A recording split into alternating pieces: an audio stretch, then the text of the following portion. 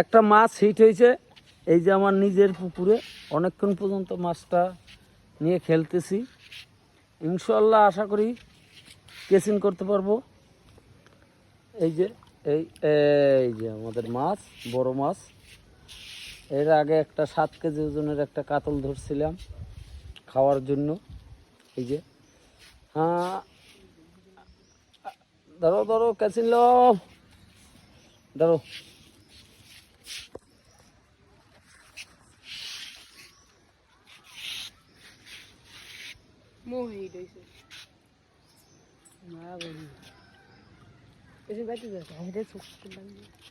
এটা একটা পিরানহা মাছ।